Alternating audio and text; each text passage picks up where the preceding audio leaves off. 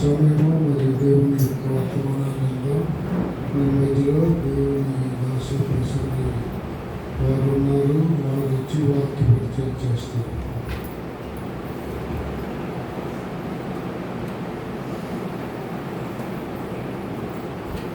చిన్న ప్రార్థన చేసుకుందాం.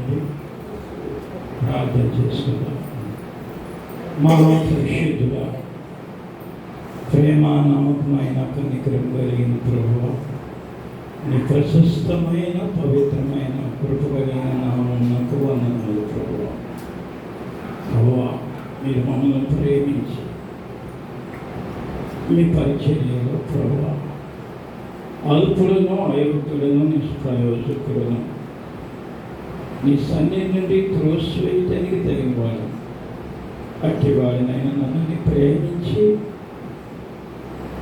ప్రభువా సంఘంలో సాహసంలో కలిపి ఈ వాక్యాన్ని పంచుకోవటానికి మీరు ఇచ్చిన కృపను బట్టి స్తోత్రములు ప్రభువా. బిడ్డలు మీ వారు ప్రభువా, దాసుడు మీ వారు, మాట్లాడేవారు మీరే ఉన్నా, ఒట్టి వారిను ఒట్టి పొందను నా దగ్గర ఏమీ లేదు ప్రభు.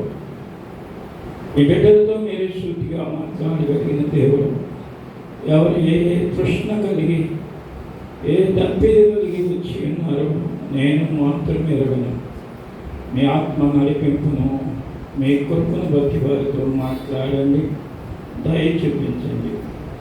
నన్ను కూడా శుద్ధి చేయండి, నీ కృప చేత నింపండి.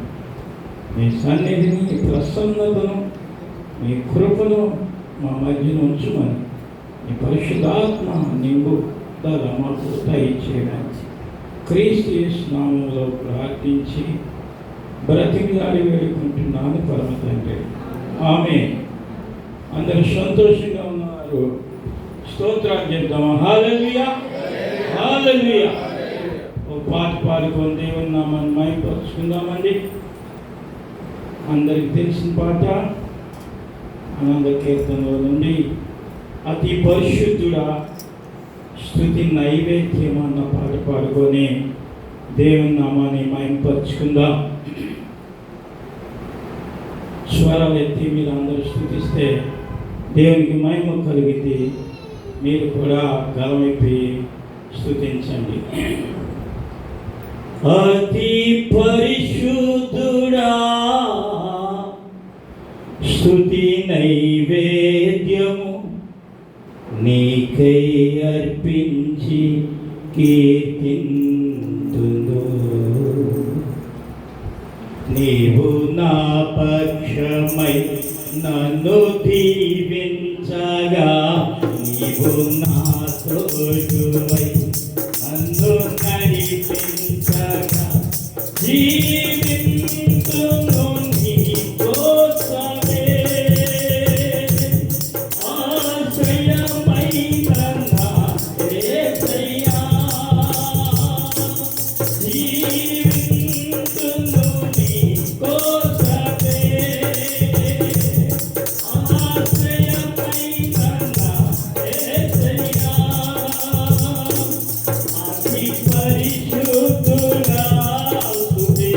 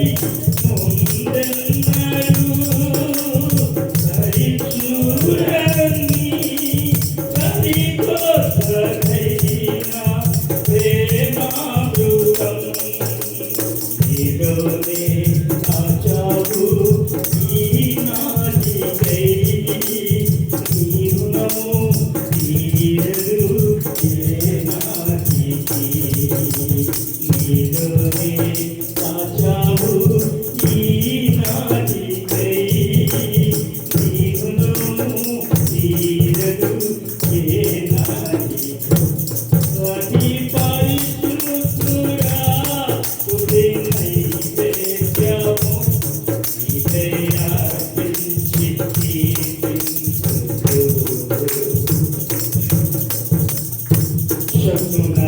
శకునరాశి నీ జాడను నా ఎదుట ఉంచుకొని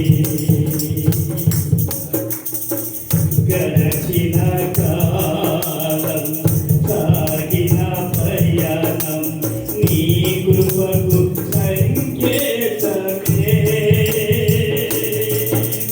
కృప వెంబడి కృప పొందగా మారాను మధురముగా నే పొందగా. కృప వెంబడి కృప పొందగా మారాను మధురముగా నే పొందగా. నాలోనే ఏ మంచి చూచావయ్యా నీ ప్రేమ చూపితివి నా యేసయ్యా. నాలోన ఏ మంచి చూచావయ్యా నీ ప్రేమ చూపితివి నా యేసయ్యా. అతి పరిశుద్ధుడా స్తుతి నైవేద్యము నీకై అర్పించి కీర్తింతును. పరిపరితున్న వాగ్రగణను చేజారి పోనీయక. శోధనలను ఎదిరించినను నన్ను సోలిపోనీయక.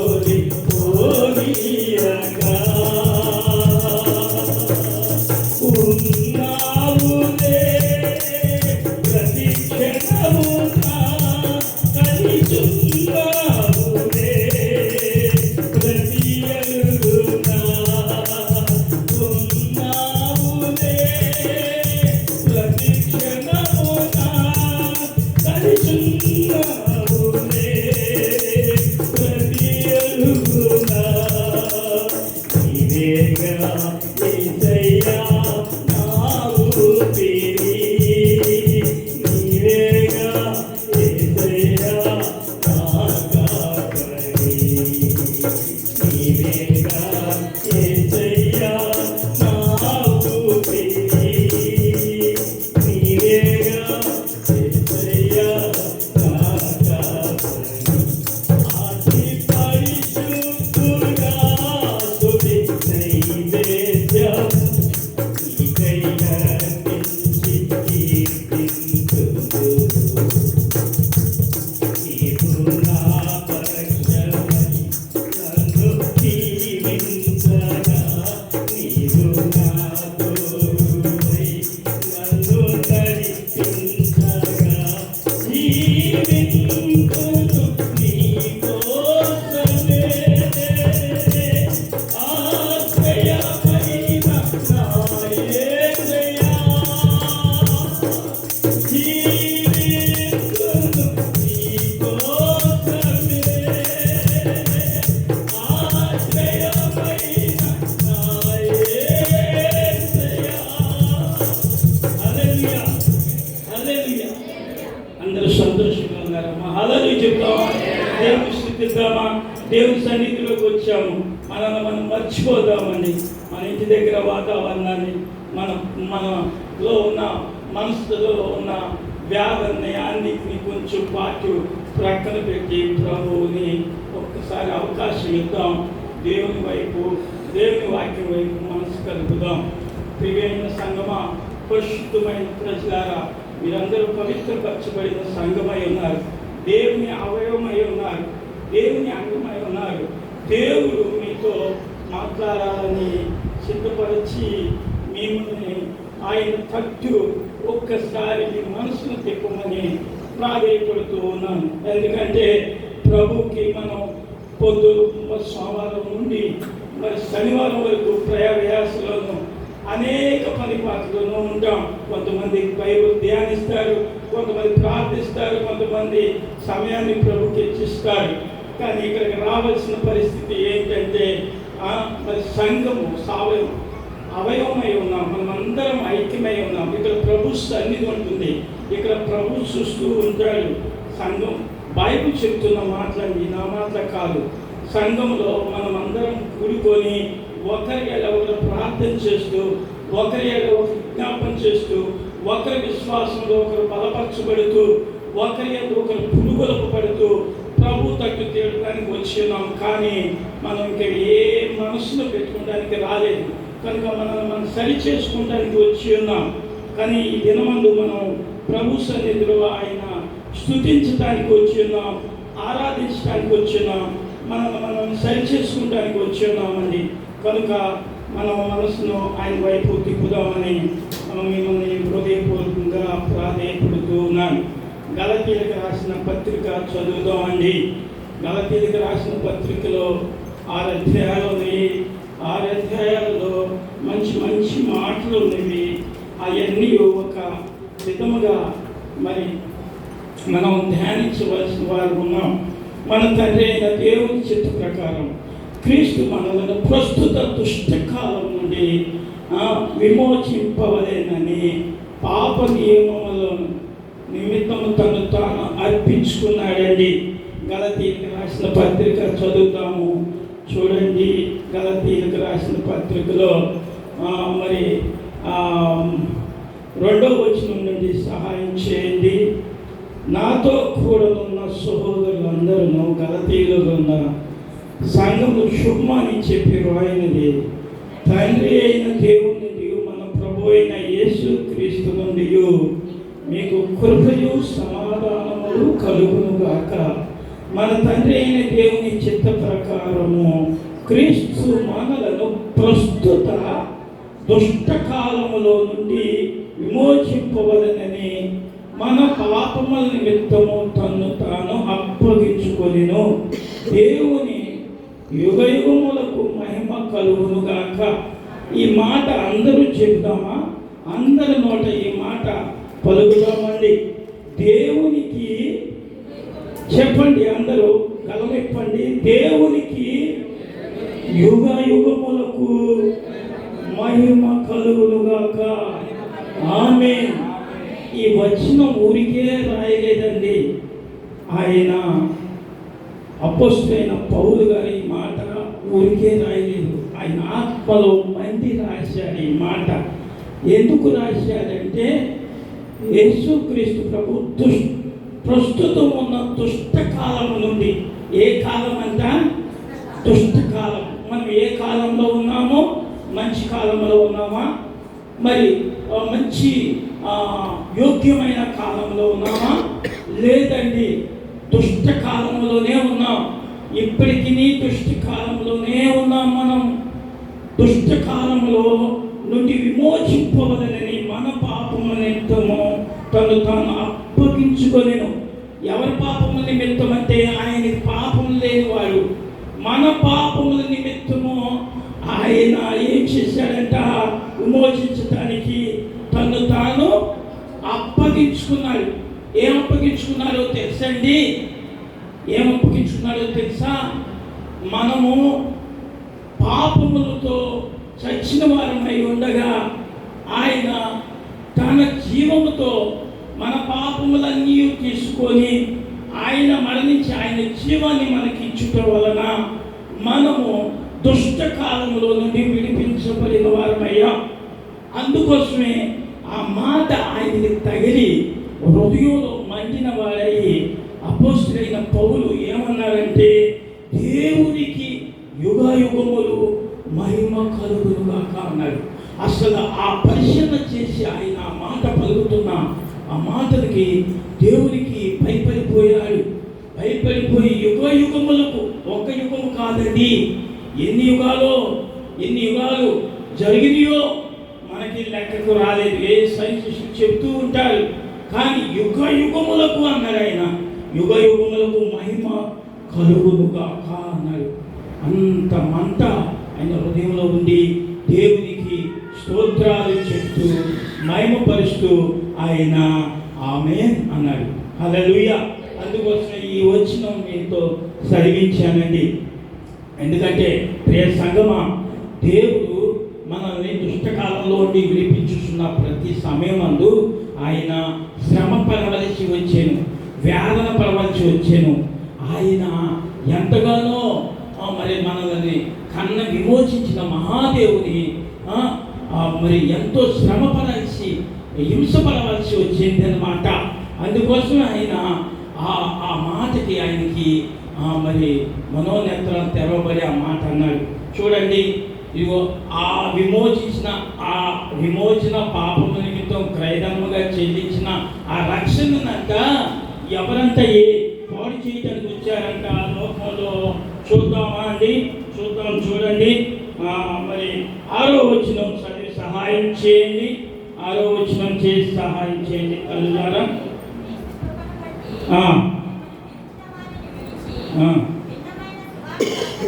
భిన్నమైన సువార్త తట్టు మీరింత త్వరగా తిరిగిపోవుటకు నాకు ఆశ్చర్యం అవుతున్నది. అది మరి యొక్క సువార్త కాదు, కానీ క్రీస్తు సువార్తను చెరపగోరి మిమ్మల్ని కలవరపరచువారు కొందరున్నారు. ఏంటమ్మా? క్రీస్తు సువార్తను చెరపగోరి మిమ్మల్ని కలవరపరచువారు. కలవరమా? ఈ రోజుల్లో ఈ దినాల్లో మీరు చూస్తున్నారు కదండి, కలవరం ఎక్కువైపోయింది. యేసు ప్రభు చేసిన సువార్త కన్నా భిన్నమైన సువార్తలు వచ్చి ఆయన సువార్త వినొచ్చా? ఏ సువార్త ఇది కరెక్టా అది కరెక్టా? మనలోనే కలవరం పుడుతుంది. పుడుతుందా లేదండి? చాలా విధంగా మనకి ఏది సువార్తో ఏది ఖచ్చితమైందో తెలియని అందురం అయిపోతూ ఉన్నాం. అందరి బోధలు విని మనం ఏమైపోతున్నాం అంటే మనం ఆత్మలో బలహీనులం అయిపోతూ ఉన్నాం. అందుకోసమే అన్ని బోధలు సరైనగా కాదా అని ఆ దినాలలో అపోస్తులు ఏం చేశారంటే చెబుతూ ఉంటే వాక్యాన్ని సరి చూసుకుంటూ వాక్యం వైపు చూశారు. ఇది కరెక్ట్గా రాయబడి ఉంది కదా, అందుకోసం నమ్మారు. మనం ఈ ఇందులో రాయబడినది నమ్మకూడదు.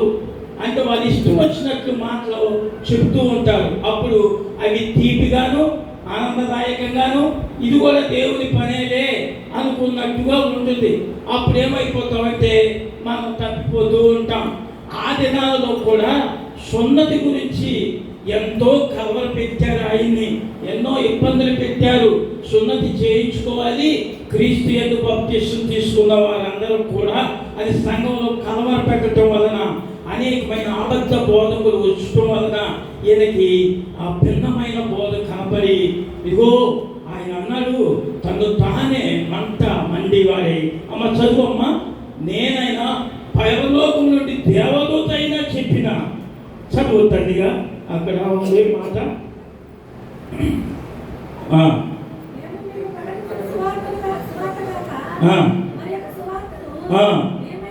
మేమైనను పరలోకము నుండి దిగి వచ్చిన ఒక దూత అయినను మీకు ప్రకటించిన అతడు శాపగ్రస్తుడగునుగాక. ఈ మాట మీకు ఎలా ఉందో కానీ నాకు మళ్ళీ చాలా కఠినంగా ఉందండి, చాలా బాధగా ఉంది. శాపగ్రస్తుడు దాగిరిపోయాడు అంటే అతనికి ఎంత వేదన కలిగి ఉంటాడు, ఎంత బాధ కలిగి ఉంటాడు. భిన్నమైన బోధ గురించి ఎంతగా ఆయన బాధపడి ఉంటాడు. శాపగ్రస్తుడయ్యే అంత వరకు ఎవరైనా వెళ్ళగలరా? కానీ ఆయన వెళ్ళాడు. శాపగ్రస్తుడగునుగాక భిన్నమైన బోధను ఆయన చెప్తుంటే మంట మండిన వారే నేనైనను పరలోకం నుండి దిగి వచ్చిన దేవదూత అయిన మరలా ప్రకటించిన, మరలా నేను వచ్చి ప్రకటించిన నమ్మొద్దు అని చెప్తున్నాడు. ఎందుకంటే భిన్నమైన బోధ క్రీస్తును చెరపగోరిన సువార్త విపరీతమైపోయిందండి. మీరు బైబిల్ చదవాలి. బైబిల్లో ఉన్న ప్రతి విధానాన్ని అక్షర రూపంగా చూడకుండా ఆత్మరూపంగా చూడాలి. ఆత్మతో ప్రారంభమైన వాక్యము ఆత్మతో ముగించబడేదమ్మ. కనుక ఆత్మతోనే చదవాలి. ఆత్మను సంపాదించుకోండి. ఆత్మ ఊరికే రాదండి, పరిశుద్ధత వలన వస్తుంది. పరిశుద్ధత మనం పాటిస్తే ప్రతి విషయంలో పరిశుద్ధతను ప్రేమించిన దేవుడు పరిశుద్ధాత్మను పంపుతాడు. పరిశుద్ధాత్మను పంపితే మీలో పరిశుద్ధత వస్తూ ఉంది. అప్పుడు ఆత్మ మన ఆత్మతో మాట్లాడుచున్నప్పుడు అనిపిస్తుంది, ఈ మాటకు అర్థం తెలుసా అని మన మనసులోనే మన ఆత్మ పేరాపన కలుగుతూ ఉంటుంది. అప్పుడు మనకు అర్థం అవుతుంది, అక్షరం పక్కకి వెళ్ళిపోతుంది, ఆత్మ మనలో వెలిగిస్తుంది. ఆ వెలిగి దీపమే మనం ఆరని జ్యోతులపై మండుతున్న అగ్ని వలె ఉంటాం. ఇందాక పాప చదివింది మరి ఒక భక్తుని చరిత్ర. మంట మండిన వారంతా వారైతే వారి త్యాగాన్ని చేసుకున్నారు, సమర్పణ చేసుకున్నారు. ఆ దైవజనుడు మాటలు వింటుంటే కన్నీరే. ఆ దైవజనుడు మాటలు వింటుంటే ఎంత బాధకరమో, ఎంత శ్రమ అయినను ఆ దైవజనుడు అనుభవించి తన తుది శ్వాస వరకు ఆ వాక్యాన్ని, దేవుని సువార్తను విడిచిపెట్టలేదండి. కనుక మీరు భిన్నమైన త్రోవకు తిరిగితే మీరంతా ఎంత విధంగా నష్టపోతారో నాకు తెలుసు. కాబట్టి మీరు పరిశుద్ధతను ప్రేమించండి. పరిశుద్ధత కలిగి ఉంటే మీకు పరిశుద్ధాత్మ మిమ్మల్ని తాకుతాడు.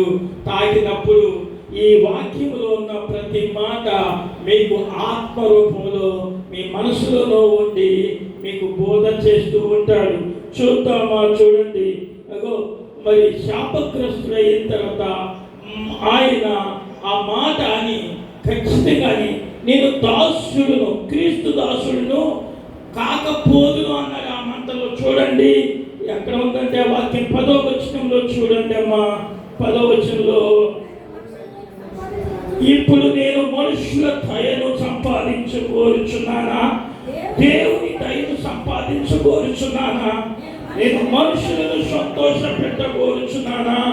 నేనే ఎప్పటికీ మనుషులను సంతోష పెట్టుకోవాలనైతే క్రీస్తు దాసులను కాకపోదును అంటున్నాడు. ఎంత మాట!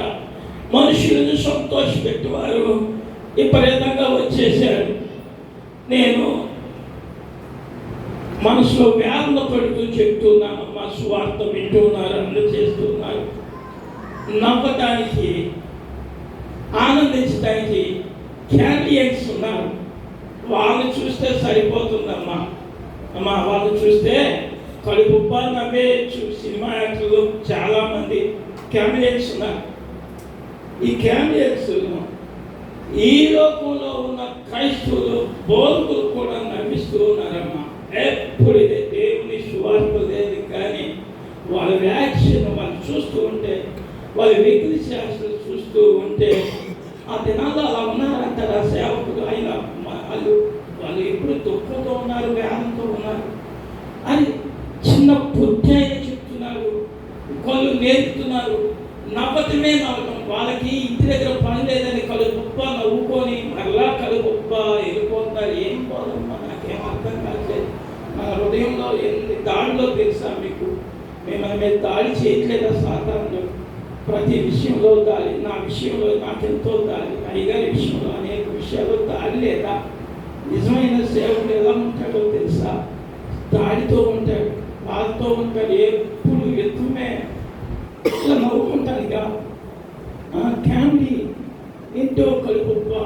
నేను వస్తూ ఉంటే ఆటోలో ఈ విధంగా చెప్తూ ఉంటే వెకిలి మాటలు, ఏంటమ్మా ఆ బోధ ఏంటి అంటే, మనం ఇక్కడికి వచ్చింది ఏంటి, ఇక్కడికి ఎందుకు వచ్చామో తెలుసా తల్లిదండ్రులు? మీకు మాత్రమైనా తెలుసా? మీ హృదయాలను దేవుని వైపు తిప్పుకొని మీ మనసులో మీరు ఏమేమి తప్పుదోలు చేశారో, ఏమేమి మరి జారిపోయారో, పడిపోయారో ఈ మీరు సరి చేసుకుంటానికి వచ్చారు. అది మొదట గుర్తుపెట్టుకోవాలి. సేవకులైన వాళ్ళు దేవుని చూపించే మనసు, దైవత్వం కలిగిన మనసుతో బోధించాలి. అతను పరిశీలించుకోవాలి. అతను ప్రవర్తన చూసుకొని భయంతో బోధించాలి, ప్రభువుని చూపించాలి. మనం పాపపర్యాప్తమైన పని చేసుకుంటానికి వచ్చాం. మరి బలిపీఠం ఏ పీఠం అమ్మా? బలిపీఠం. అప్పుడు బలిపీఠాలు కట్టి నైవేద్యాలు చేసేవారు అబ్రహాం కాలంలో. ఇక్కడ మనం ఎందుకు వచ్చాము? బలి కట్టుకుంటానికి వచ్చాం. మన ఈ గొప్ప భక్తి పనులు అని వచ్చామా? చెప్పండి. ఎవరైనా మీరు ఇప్పుడు జారిపోలేదా? జారిపోయిన వాళ్ళు ఎవరైనా చేతులు ఎత్తానంటే ఎవరు ఎత్తరు. ఇగో జారిపోయిన వాళ్ళు చేతులు ఎత్తానంటే మొట్టమొదటి నేనే ఎక్కుతాను. ఎందుకంటే జారిపోతాను, పడిపోతాను. ప్రభు మాటలో ఎక్కడొక్కడ జారిపోతాం, పడిపోతాం. మనం పడిపోలేదని లేదు. అంత శక్తి కలిగిన వాడు దుష్టుడు మన మీద దాడి చేస్తూ ఉన్నాడు. కనుక మనం ప్రతి విషయంలో జారిపోయినవి, పడిపోయినవి ఇక్కడికి వచ్చి కన్నీటితో ఆయన పాదాలు కడగటానికి, బలిపీఠం కట్టడానికి వచ్చాము. కానీ మనం నవ్వుకుంటానికి, ఆనందించడానికి, మరి మనం ఎంతో సంతోషించడానికి వచ్చామా? చెప్పండి. లేదు. బలిపీఠం కట్టడానికి వచ్చాం. మనం బలిని అర్పించడానికి వచ్చాం. ప్రభు పాదాల దగ్గరికి వచ్చి, ప్రభువా నాలో ఉన్న నా హృదయ శుద్ధించేవా, నాలో అంతరంగాన్ని కలగవా, నీ పాదాల దగ్గర పవిత్రుడై ఉండడానికి సహాయం చేయవా ప్రభువా అడుక్కుంటానికి వచ్చి దేన మనసు కలిగి ఆ దేవుని ఎదుట బ్రతిలాడటానికి వచ్చాం తల్లులారా. అందుకోసమే వచ్చాం. అందుకోసమే మనం ప్రభువుని పరిశీలించుకోవాలి. మనం సాక్షిగా నిలవాలి. చూడండి, మరి ఆయన అంటాడు ఆ వాక్యంలో చిన్న కిందకి రండి, కిందకి 11వ వచనం దగ్గర నుంచి సహాయం చేయండి. మనిషిని యోచన ప్రకారమైనది కాదని మీకు తెలియజెప్పుచున్నాను. మనుషుల వలన నేను దాన్ని పొందలేదు, నాకెవ్వరూ దాన్ని బోధింపను లేదు. యేసుక్రీస్తు బయలుపరచడం వలనే అది నాకు లభించినది.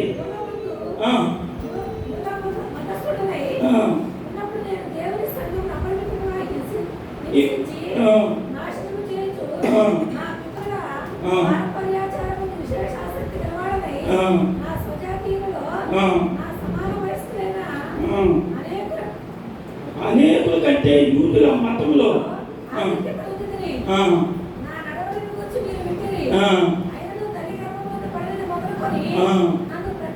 పరిచి